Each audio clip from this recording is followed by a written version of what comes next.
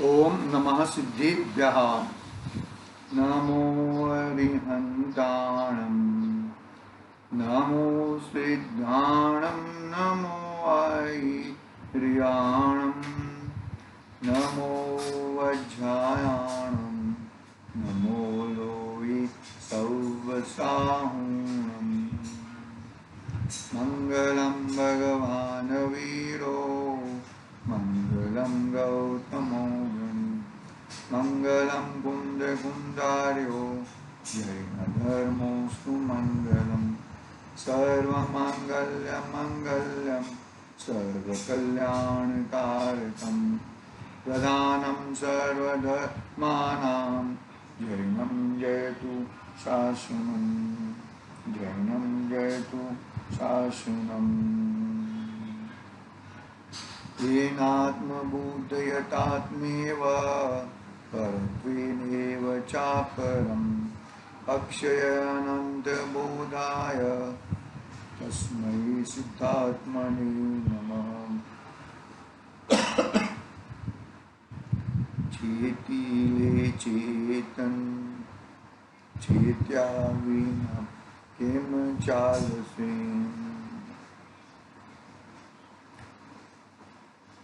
समाधि तंत्र पूज्यपाद स्वामी की रचना गाथा क्रमांक 24 पे अपना स्वाध्याय चल रहा है।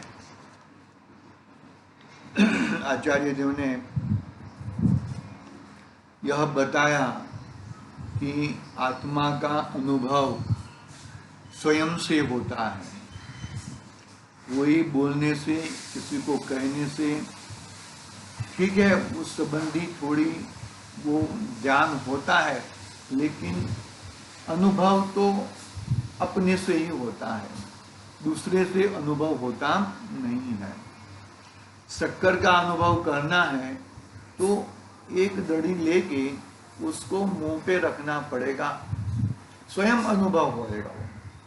कोई बोलेगा कि बहुत अच्छी है, ऐसा है वैसा है, वो सबसे कोई मतलब नहीं है। तुम्हें अनुभव करना है तो तुम उस चीज को पकड़ो और इस चीज में इसको ग्रहण करो तो तुम्हें अनुभव होएगा।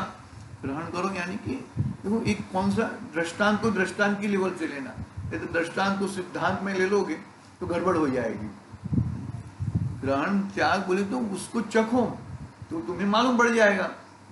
ऐसी बातें हैं, माता बहनी रहती है ना, वो चखाती है, देख लो जरा, तो टेस्ट कर लो करके, ऐसा ऐसा क्या है वो, ठीक है वो सब बातें। यहाँ पर स्वयं जो तुझे आत्मा का अनुभव करना है तो आत्मा का अनुभव स्वयं से होएगा, दूसरे से होएगा नहीं। कल हमने उदाहरण भी एक देखा था समयसा गंधाधिराज का कि यह जीव दूसरे की चादर लेके ओढ़ के सो रहा था, मस्त सो रहा था, और दूसरे ने आके उस चादर को खींचा और बताया, लक्षण बताया कि मेरी चादर है। तत्काल उसे, ज्ञानी है ना, तत्काल उसके वो चादर छूट जाती है। ठीक उसी तरह आचार्य देव हमें बताते हैं कि तू ये ठूंठ में या पुरुष आदि में बरोबर है, ज्यादा गुम मत, ज्यादा रखड़ मत, ज्यादा गड़बड़ मत कर, वो तेरा नहीं है। लेकिन ये मूढ़ जीव मानने के लिए तैयार नहीं होता। मानेगा तो ही करेगा ना आगे भाई। वो जीव जो मानने के लिए तैयार हो जाए तो गड़बड़ कम हो सकती है। देखो, ढोल बजा बजा के आचार्य देव हमें कितने उदाहरणों के साथ बताते हैं, सब चीज दिखाते, फिर भी ये मानने के लिए तैयार नहीं है। तो वो भाई तेरी होनहार तेरे पास, ऐसा करके छोड़ देते, क्या करे फिर, कितना कितना क्या जिसको कैसे पकड़ाया जाए, वो बातें हैं।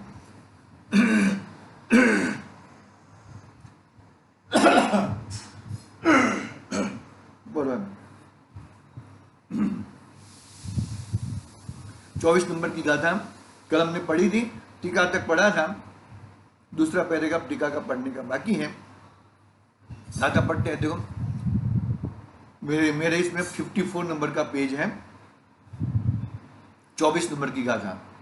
यद भावेषु सुप्तो हम यद भावे व्युत्थिति पुनः यतीन्द्रियम निर्देशम तत्सवेदम्यरहम्यम बोधि बिना निद्रित रहा जगालखा चैतन इंद्रिय बिन अव्यक्त हूँ ससंवेदनगम।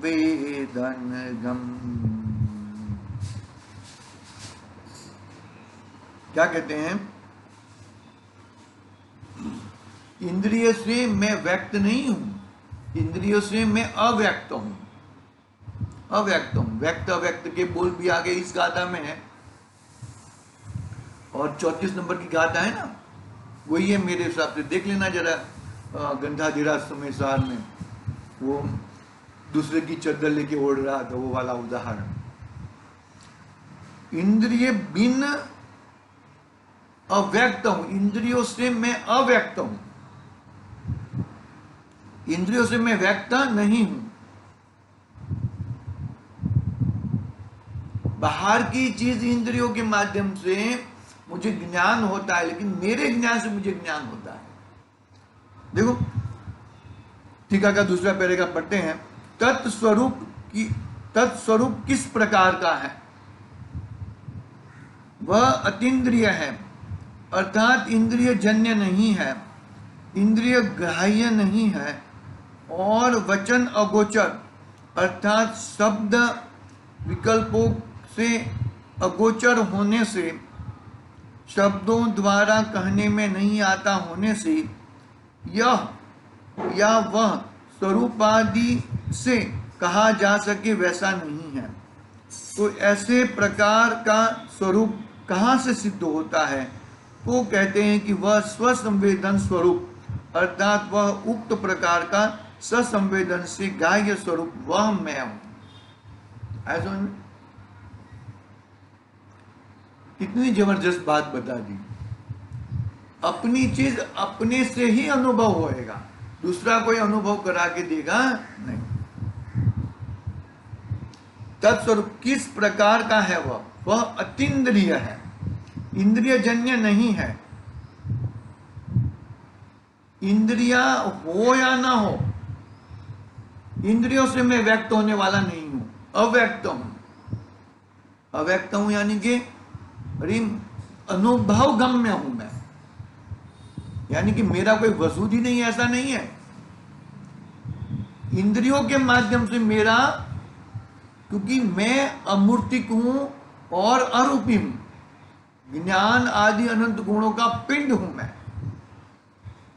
वचन में तो अतीन्द्रिय हूं, इंद्रियों से ग्राह्य मैं नहीं हूं, वचनों से ग्राह्य नहीं हूं, वचन अगोचर हूं, शब्द विकल्पों से अगोचर होने से शब्दों द्वारा कहने में नहीं आता। शब्दों के द्वारा कितना भी कह दो, आत्मा की परिभाषा कर दो, आत्मा की बात कर लो, लेकिन शब्दों से ग्रहण नहीं होता। यह या वह स्वरूपादि से कहा जा सके वैसा नहीं है। यह या वह स्वरूपादि से कहा जा सके वैसा नहीं है। तो कैसे ऐसे प्रकार का स्वरूप कहां से सिद्ध होता है? सो कहते हैं कि वह ससंवेदन रूप है। गाथा 5 को भी याद कर लो, यहां पर सोमेश्वर गंधाधिराज की क्या है? सोमेश्वर गंधाधिराज में आगम का सेवन, युक्ति का अवलंबन, परापर गुरु का उपदेश। ये तो मिला है, ये तेरे पास मौजूद है, लेकिन वो उसे तू स्वसंवेदन करे, अपना कार्य करे तो ही वो कार्यकारी है, बाकी अन्यथा वो कार्यकारी नहीं है। समझ में आ रही कि नहीं आ रही बात? पकड़ना बात को। ससंवेदन स्वरूप कोई मुझे बता दे कि आत्मा ऐसा है, आत्मा ऐसा है, इससे कोई मतलब नहीं है। तुझे उस चीज का ससंवेदन हुआ है कि नहीं हुआ, तुझे उस चीज को मालूम पड़ता है कि नहीं पड़ता है, वो इंपॉर्टेंट बात है। देखो,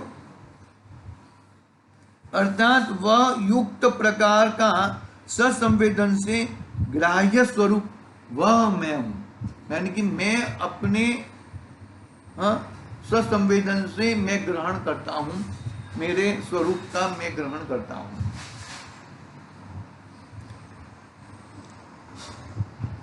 भावार्थ,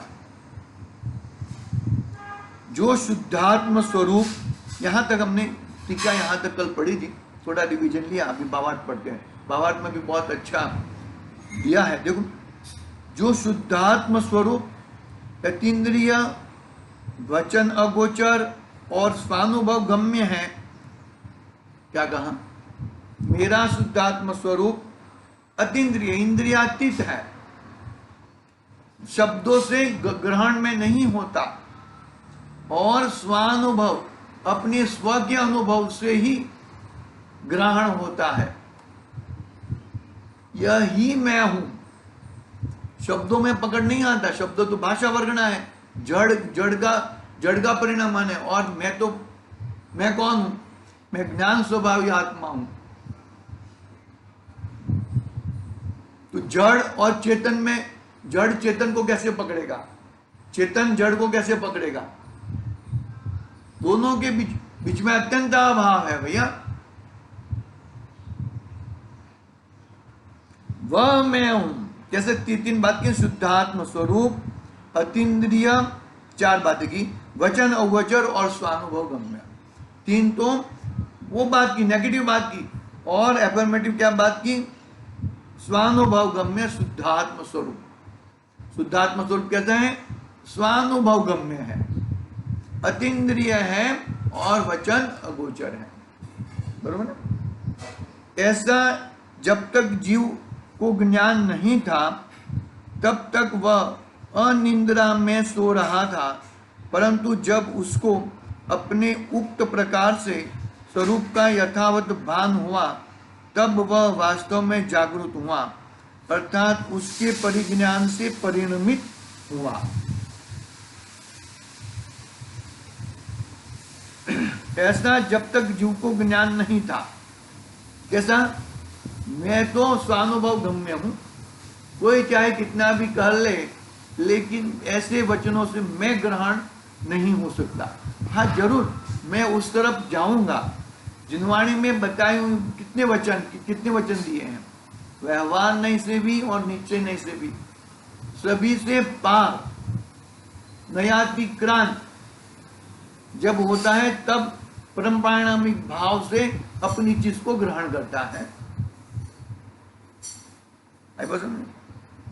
तब वह वास्तव में जागृत हुआ, अर्थात उससे परिज्ञान रूप से परिणमित हुआ। जिसको शुद्धात्मा की उपलब्धि है वही जागता है, और जिसको शुद्धात्मा की उपलब्धि नहीं है वह सोता है। कितनी जबरदस्त बात कही, मतलब जो सोता है, पर पदार्थों में रचा पचा है। देखो, चतुर्गुण स्थानवर्ती जीव भी पर पदार्थों में रहते हैं, लेकिन उदासीन भाव से रहते हैं। पकड़ना पड़ेगा वो किस तरह का उनका वर्ण रहता है, किस तरह का उनका व्यवहार रहता है। निश्चय से तो अपने आत्मा को ही पकड़ के रखे हैं, व्यवहार में बाहर में खड़े हैं, और हमने व्यवहार से आत्मा को कहा है ये आत्मा हो सकता है, कि निश्चय से हमने पर पदार्थों को पकड़ के रखा है। उल्टा, पूरा उल्टा है, 180 डिग्री से पूरा उल्टा है।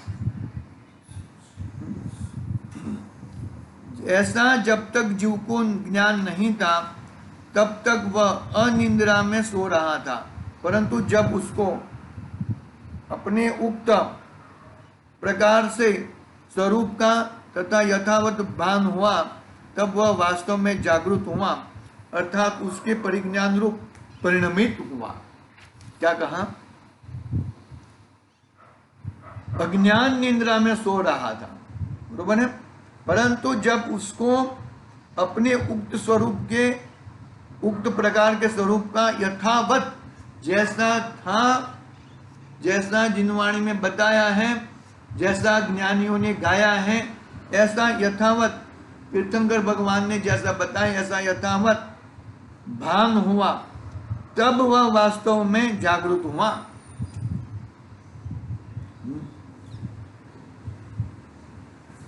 ये पैराग्राफ पढ़ लिया था, ठीक है। देखो एक फैमिली था, फैमिली के घर पे आहार दान हो रहा था। मुनि भगवंत आए थे आहार चर्या के लिए। फिर छोटी सी थोड़ी बहुत बातें होती है, यही एक रहता है, मुनि भगवान श्रावक के साथ बातें करते हो, और वही समय श्रावक मतलब मुनिराज के निकट आते हैं। तो मुनिराज ने वो जो उनकी जो बहू थी, बहू ज्ञानी थी, तो बहू ने मुनिराज श्री को प्रश्न किया, इतने जल्दी जल्दी? तो मुनिराज ने जवाब दिया कि आयु क्या क्या भरोसा है। जल्दी जल्दी यानी कि बहुत बहुत कम उम्र के थे। फिर पतिदेव कैसे हैं? बोलो कि अभी अभी उनका जन्म हुआ है, और ससुर जी उनका तो अभी जन्म ही नहीं हुआ है। मुनिराज चले गए। फिर ससुर जी ने बहू को बुलाया। मुनिराज ने ये प्रश्न पूछे, तुमने ऐसा क्यों, कैसा कैसा उलट पुलट जवाब दिया? तो बहू ने समझाया कि अभी अभी मेरे पतिदेव अभी अभी थोड़ी थोड़ी बात, जिनवाणी की बात सुनने लगे हैं, उसको समझने लगते हैं, समझने का कोशिश कर रहे हैं। फिर आपके लिए, आप तो वो बात को देखते भी नहीं हो, समझने का कोशिश भी नहीं करते हो। मंदिर जी सुधा भी जैसे ही जाके आ गए, जैसे कि फॉर्मेलिटी के लिए गए हो। इस बात को चोट लगी। कहने का भावार्थ यहां पर मैं ये बात क्यों बताना चाहता हूं कि जैसे चोट लगी तभी से जागा, तब से सवार। ऐसा तभी से हमारा काम हमें करना चाहिए। देखो, जिसको शुद्धात्मा की उपलब्धि हुई है वह जागता है, और जिसको शुद्धात्मा की उपलब्धि नहीं हुई है वह सोता है। तो बहू ने बरोबर कह दिया, अभी अभी उनका जन्म हुआ है, अभी अभी इन बातों में रस रुचि लगी है। अभी तक तो पूरा बड़े नहीं हो गए हैं, अभी तो छोटे बच्चे के समान ही है, और ससुर जी का और सासू जी का तो जन्म ही नहीं हुआ। मतलब पकड़ना बात को अच्छी तरह से, कैसे पकड़ोगे वो जरा देखना पड़ेगा भैया अच्छी तरह से। वह सोता है, जब से वह ससंवेदन द्वारा चिदानंद स्वरूप को अनुभवता है, तब से वह सदा जागृत ही है। क्या कहा? जब से वह ससंवेदन द्वारा चिदानंद स्वरूप को अनुभवता है, तब से वह सदा जागृत ही है, ऐसा समझना।